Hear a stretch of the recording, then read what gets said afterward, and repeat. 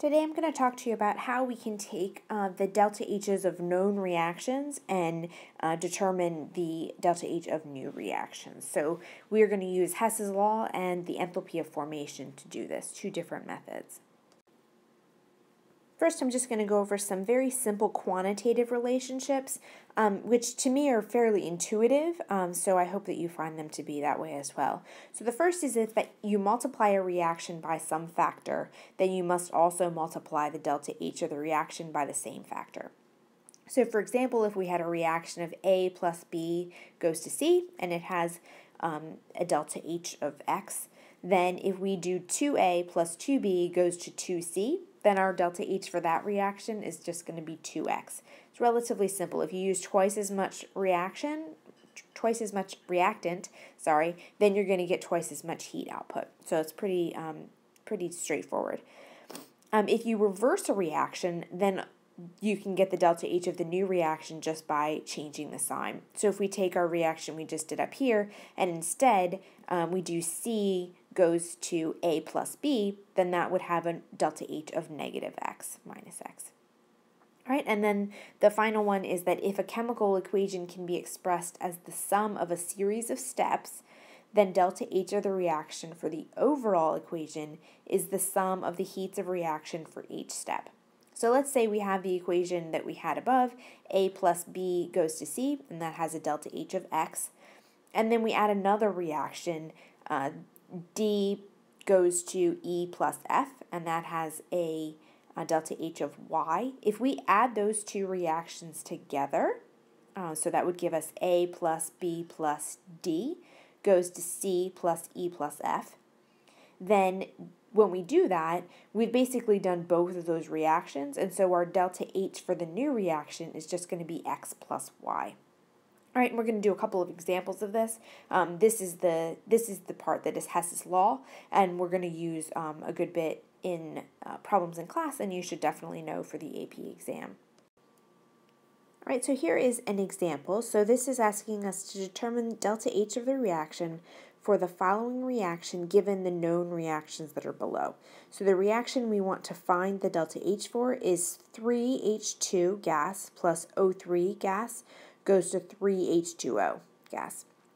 All right, and the reactions that were given are shown here below. And the first thing you're going to need to do is add a 2 here to the O3. That's a typo on my part, and it's not balanced. So without that 2, it's really difficult to do this problem. All right, so the first thing you want to do is take a look at the reactions you were given and know that sometimes you'll be given reactions that aren't necessary. In this case, there's only 2, so we need both of them, obviously. But look at what you're given and determine which parts are similar and which parts might need to cancel out when you add the 2 reactions together. So here we have H2 both up here in the reaction we're trying to find that delta H for, and in one of the ones we're given. We have H2 in both of them, and we have an O3. So we know that we're going to need to have those O2s cancel out because they aren't in our final reaction.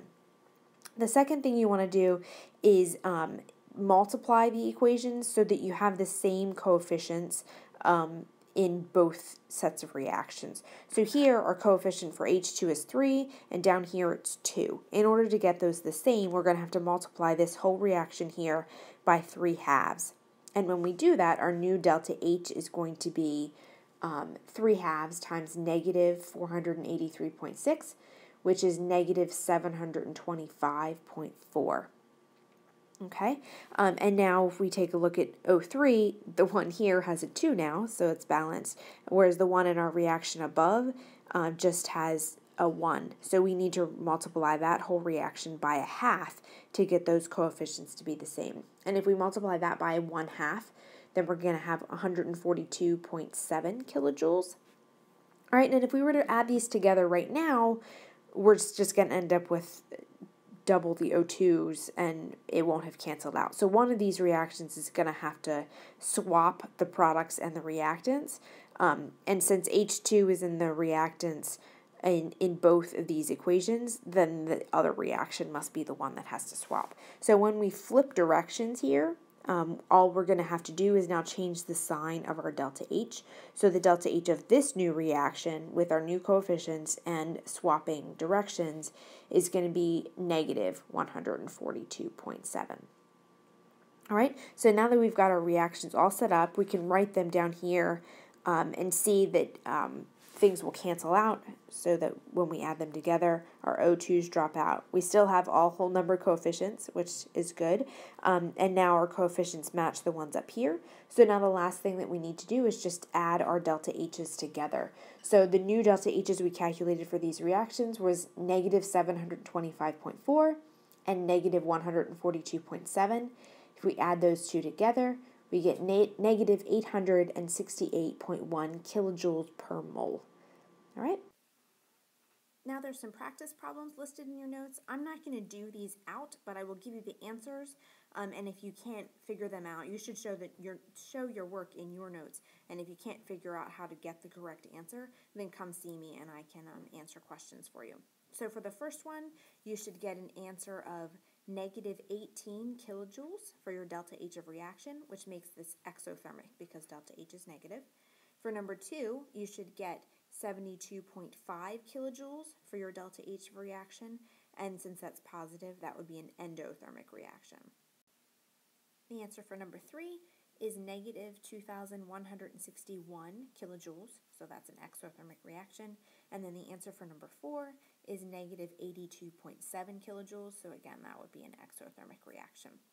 So like I said, go through these on your own, write out all of your equations, get everything to cancel out to give you the original, and then calculate your delta H's. And if you run into problems, please let me know. Now we're going to talk about another way that we can determine enthalpies of reaction. So this takes advantage of the fact that enthalpy is a state function. And what that means is that it's always measured relative to some standard. Just like if we were going to talk about elevation, we have to talk about the elevation relative to something. And we choose that standard as sea level. So we need to determine what the standard state is for each of our substances to determine the standard enthalpy change. So for a gas, the standard state is the pure gas at a pressure of exactly 1 atmosphere, which is convenient because that's atmospheric pressure. For a liquid or a solid, the standard state is the pure substance in its most stable form at a pressure of 1 atmosphere and a temperature of interest, which is often taken to be 25 degrees Celsius because that's pretty close to room temperature. And then for a solution, the standard state is a concentration of exactly 1 molar. Okay, so what is this standard enthalpy change? We call it delta H naught with the little degree sign up in the right-hand corner. And it is the change in enthalpy for a process when all reactants and products are in their standard states. And the degree sign indicates that we are in standard states. Okay, and then finally, the standard enthalpy of formation. For a pure compound, the change in enthalpy is the change in enthalpy when 1 mole of that compound is formed from its constituent elements in their standard states. Okay, so we're going to go through some examples just so that is clearer. And for a pure element that's in its standard state, the delta H of formation is going to be 0. So the delta H of formation for hydrogen gas at 1 atmosphere is 0 because that is the standard state for hydrogen gas at 1 atmosphere. Okay? So here we have a table of standard enthalpies of formation, which you can find in your book, and it's also in your notes. And so one thing to take note is that if you're going from elements to compound, and you have your delta H of formation in the table here, if you want to go from the compound back to the constituent elements, then you're just going to take the negative. And this fits right in with the properties we just talked about earlier in this video. Okay, so now let's do a couple of examples. So if we're going to write the chemical equation for the standard enthalpy of formation for each of these compounds, we need to start with the elements in their standard state. So for methane, we're going to start with carbon and hydrogen. So the standard state for carbon is solid, and it's actually graphite, which is slightly more stable than diamond.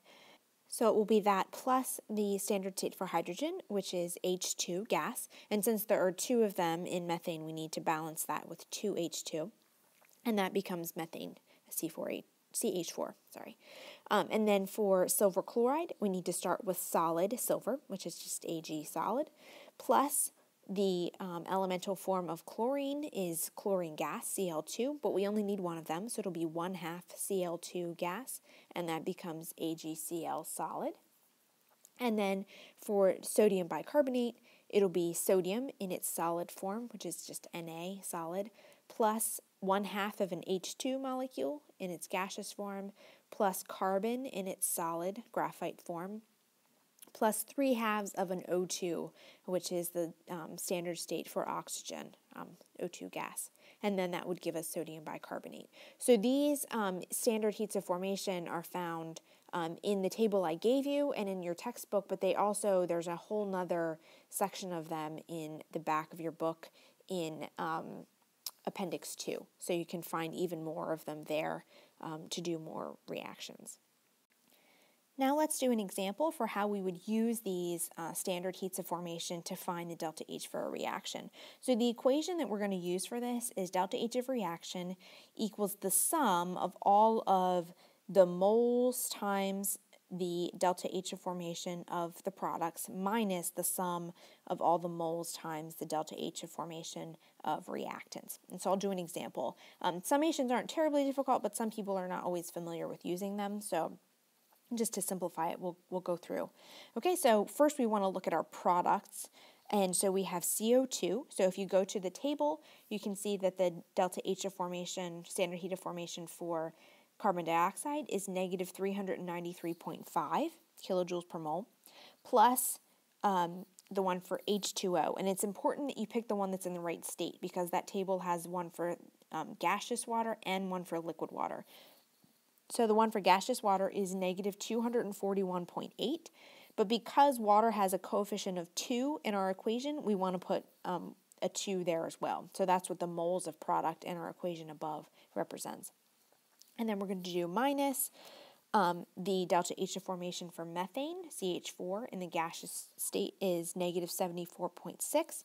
And then you shouldn't even have to look at the table to know that the delta H of formation for oxygen gas is going to be 0 because that is the standard state for oxygen. Okay, so when we multiply or add all of that together, we get negative 951.7 kilojoules per mole. So that's the heat of the reaction for this particular reaction. Now, just like on the previous problems, I'm not going to go through these in detail on the video, but I will give you the answers so that you can do them and make sure that you get the right answer. So for number 1, you should get 176.5 kilojoules per mole, which makes this an endothermic reaction. And for number 2, you should get negative 2,043.9 kilojoules per mole, which makes this a very exothermic reaction. So again, do these out in your notes, show your work, and if you run into problems, please come see me.